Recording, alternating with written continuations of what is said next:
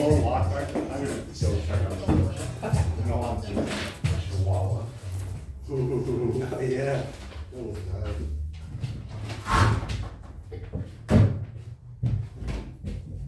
Yeah. Hello, everyone. Hello, everyone. Hi. Oh. I was born and raised right here in LA. Or I'm in LA here. Yeah. Yeah, I was in the United States Army for a couple of years. First carried it in Florida, Texas. Yeah, it's weird being the only Asian person, you know? Every day, people just looking at me like, are we supposed to shoot this guy?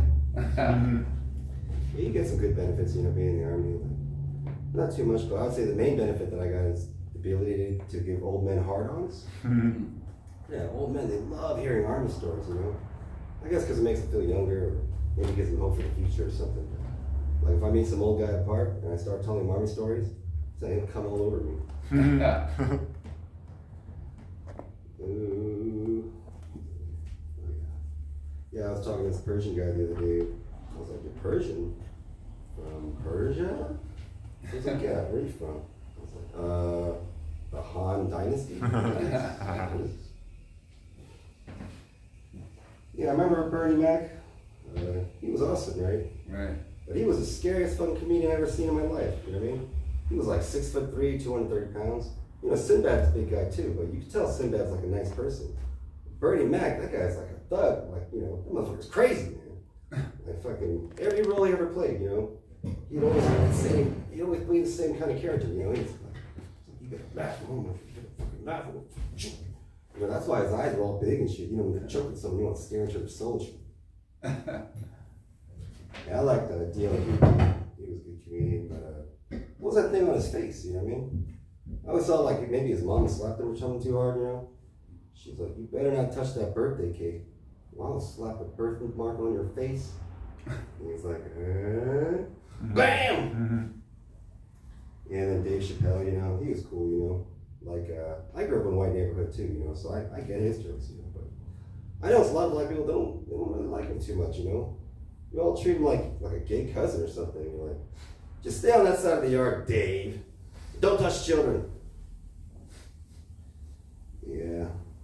Yeah, I'm kind of rough on Mexicans sometimes, you know, but, you know, I don't care too much. Like, they're not pushing me out. Like, they're pushing, like, black people out of their communities, you know, really. Like, well, in a couple years, Compton's going to be El Compton.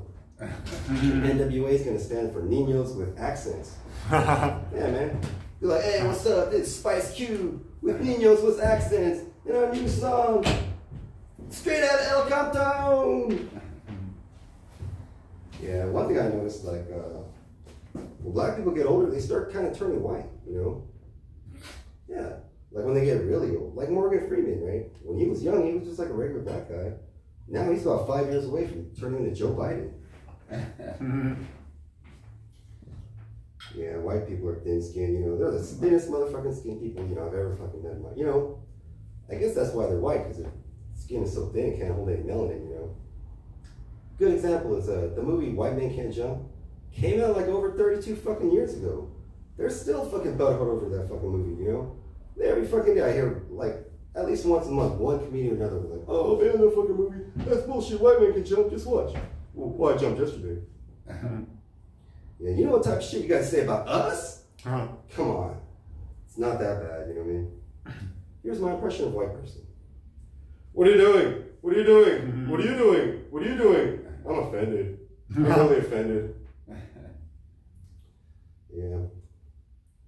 Alright, that's about it. I gotta do a thing in Inglewood, that's why I made all these jokes. Last week I was in Inglewood and I was doing my gay jokes to Alma Butthole. They were not liking that. They were all just staring at me like, what are you doing? And I was like, man, I'm gonna come back this fucking Wednesday and I'm gonna new jokes. So those were alright, let me see. Oh yeah, the one last one is like, oh yeah, you know my favorite, you know who really likes my stuff are people from Africa. Like straight up Africa. They'd be like, Ewan, you are funniest motherfucker, man. Alright, I'm Ewan, man. Yeah, Ewan! Fuck yeah, dude. Give it up for Ewan.